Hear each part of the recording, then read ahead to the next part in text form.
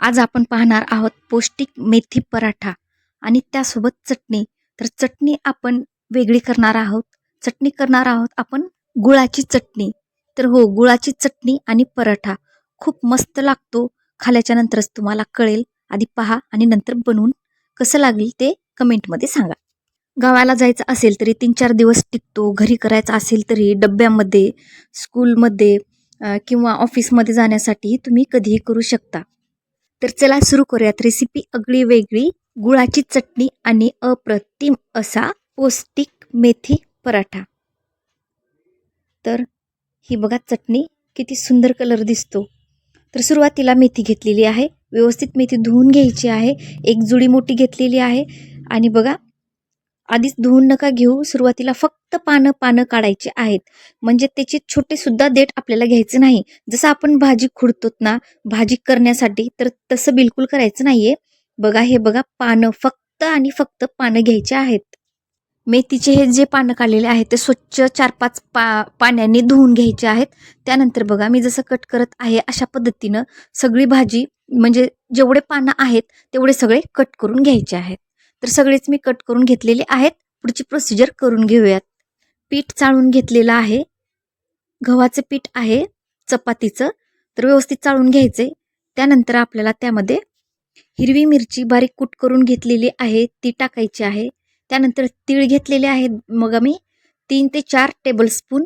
त्यानंतर 3 ते 4 टेबलस्पून बेसन घेतलेलं आहे आणि त्या लसण कोथिंबीर पेस्ट 2 टेबलस्पून घेतलेला आहे.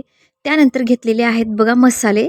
बघा इथं घेतलेला आहे धनिया पावडर, हळद, तिखट, त्यानंतर जिरा पावडर आणि त्यानंतर ओवा. ओवा थोडा जास्तच घ्यायचा आहे. तर बघा एवढं सगळं साहित्य घेतलेलं आहे मी. हे बघा टाकत आहे बेसन पीठ. सगळे इन्ग्रेडियंट्स इथं टाकून घ्यायचे आहेत. त्यानंतर टाकत आहे बघा ठेचा. ठेचा म्हणजेच हिरवी मिरची आहे. फक्त हिरवी मिरची आहे 3 ते 4 आणि त्याला बारीक केलेलं आहे. म्हणजेच मिक्सरमधून काढलेलं आहे. त्यानंतर लसण आणि कोथिंबीरची पेस्ट टाकली. त्यानंतर सगळे मसाले टाकलेले आहेत आणि तीळ टाकलेले आहेत. त्यानंतर आपल्याला यामध्ये सगळं मिक्स करून घ्यायचे आणि त्यानंतर आपल्याला पाणी टाकायचे आणि जसं आपण चपातीचं पीठ मळतो त्या पद्धतीनं आपल्याला मळायचे. दुसरी गोष्ट म्हणजे चपातीसाठी एकदमच मऊ आपण पीठ मळतो तर त्यापेक्षा थोडंसं कमी पाहिजेत आपल्याला. त्यानंतर टाकत आहे मी कट केलेली मेथीचे पानं.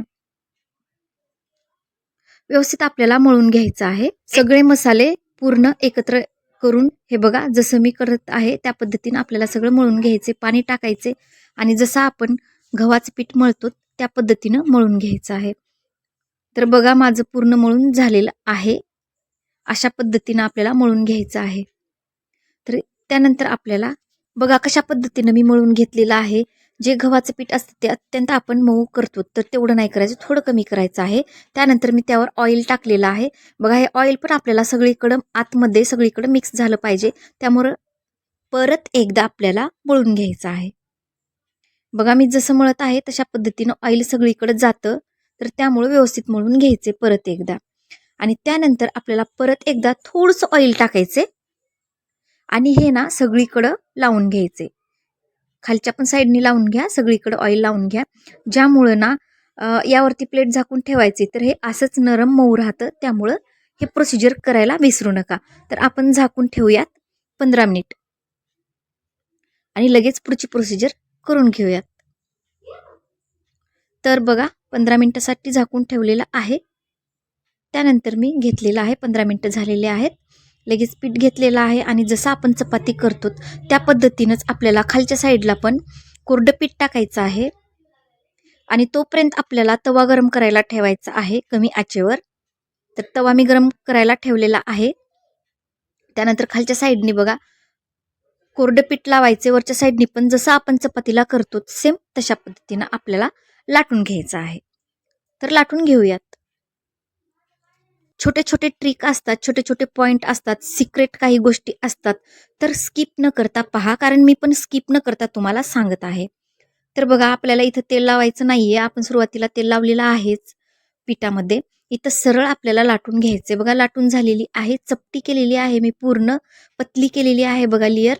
तर अशीच करून घ्यायचे म्हणजे खूपच छान क्रिस्पी पण होतं आणि एकदम मस्त टेस्ट लागते, भारी टेस्ट लागते. तर बघा तवा गरम झालेला आहे छान. त्यावरती तूप टाकायचं आहे आपल्याला. तुम्हाला तूप आवडत नसेल, बटर लावा. बटर आवडत नसेल तर तुम्ही ऑइल टाकलं तरी चालेल. व्यवस्थित आपल्याला खालच्या साईडनी शेकून घ्यायचे, भाजून घ्यायचे. त्यानंतर आपल्याला करपू द्यायचं नाही. थोडंसं भाजल्याच्या नंतर पलटून घ्यायचे. तुम्हाला स्किप न करता मी पूर्ण व्हिडिओ दाखवत आहे, तर तुम्हीही स्किप न करता पूर्ण व्हिडिओ पहा. बघा या साईडनी पण केलेलं आहे, या साईडनी पण आपल्याला मस्त तूप लावून घेऊयात. त्यानंतर या साईडनी पण आपल्याला छान भाजून घ्यायचे खालच्या साईडनी. परत आपण पलटून घेऊयात. या साईडनी पण छान तूप लावून घेऊयात. तर अशा पद्धतीनं सगळे आपण पराठे करून घेऊयात. तर लगेच तुम्हाला मी चटणी सांगणार आहे कशी करायची. पाहिजे तसं छान भाजून झालेलं आहे. काढून घेऊयात आणि तुम्हाला मी चटणी सांगते. कढई कमी आचेवर गरम करायला ठेवलेली आहे. त्यामध्ये आपल्याला ऑइल टाकायचं आहे. ऑइल थोडं जास्तच टाकायचे. 5 ते 6 टेबलस्पून टाकलात तरी चालेल. तुम्हाला जेवढी चटणी करायची आहे त्या तुमच्या अकॉर्डिंग तुम्ही ऑइल टाकावे. तर मी इथं 2 टोमॅटोची चटणी करत आहे. तर तुम्ही त्याप्रमाणे तुम्ही ऑइल टाकू शकता. लक्षपूर्वक बघा. छोट्या छोट्या टिप्स असतात पण खूप महत्त्वाच्या असतात. बघा हे टोमॅटोज आहेत. ह्याला मी फोडून घेतलेलं आहे. याचं पूर्ण जे रस असतो तो काढून टाकलेला आहे आणि कट न करता, व्यवस्थित ऐका, कट न करता फक्त हातानेच तोडून टाकत आहे मी. आणि ही चटणी अशीच करायची आहे. त्यामुळेच म्हणत आहे स्किप न करता व्यवस्थित पहा, शेवटपर्यंत पहा, स्किप न करता. बघा आणि जे ऑइल आहे ते कडकड वाजत नाहीये, कारण जास्त गरम केलेलं नाहीये.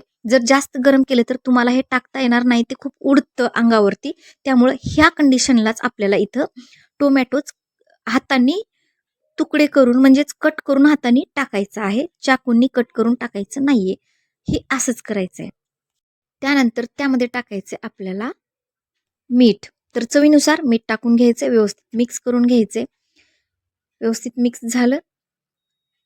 थोडीशी काळजी घ्या, हे थोडं उडतं कारण आपण डायरेक्ट तेलामध्ये टाकलेले आहोत. आणि त्यानंतर आपल्याला झाकून ठेवायचे 1 ते 2 मिनिटासाठी. हे बघा अशा पद्धतीनं होतं.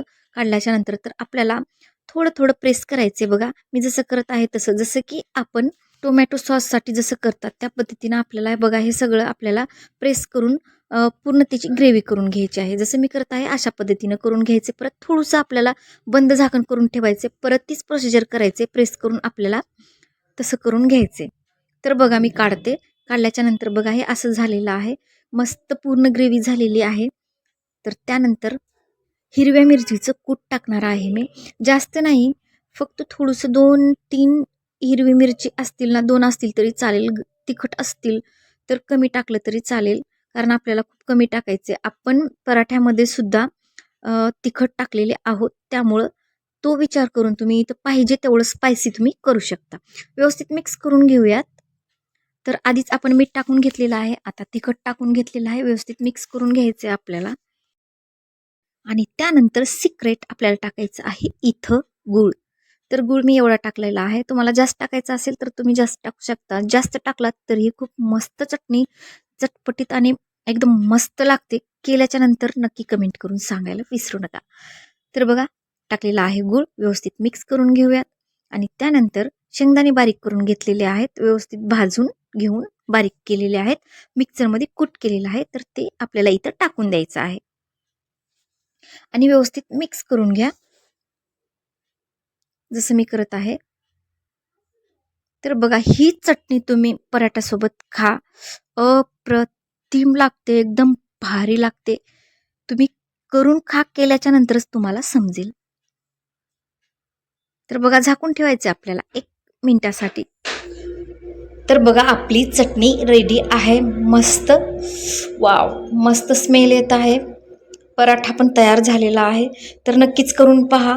पराठा तुम्ही 2-3 दिवस ठेवू शकतात. गावाकडे जायचं असेल तुम्हाला प्रवासामध्ये पण चालतं. आणि तुम्हाला सांगितलेलंच आहे मी, डब्यावरती पण चालतं, ऑफिसमध्ये देऊ शकतात. चटपटीत चटणी पण आहे सोबत.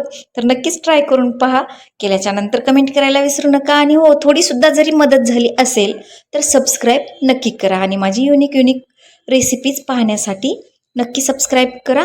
बेल आयकॉन प्रेस करायला विसरू नका. आणि हो, दुसरी एक गोष्ट आहे ती म्हणजे ही चटणी तुम्ही फ्रीजमध्ये 7 ते 8 दिवस ठेवू शकतात. काहीही होत नाही. 10 दिवस ठेवलात तरीही चालतं. कारण आपण या चटणीमध्ये पाणी टाकलेलं नाही आहे. त्यामुळे ही पण चटणी टिकते आणि पराठे तर टिकतातच. आणि विशेष म्हणजे यामध्ये आपण लसूण टाकलेलं आहे. सहसा लसूण कोणीही पराठ्यामध्ये वापरत नाहीत. तुम्ही नक्कीच मी सांगितलं तशा पद्धतीनं करून बघा. अप्रतिम चव लागते. तर वेळातला वेळ काढून तुम्ही माझी रेसिपी बघितलात त्याबद्दल तुमचे मनापासून धन्यवाद. माझ्याकडूनही आणि प्रज्ञा किचन स्टुडिओ कडूनही. तर चला भेटूयात अशाच एका नवीन युनिक रेसिपीसोबत. तोपर्यंत थँक्यू.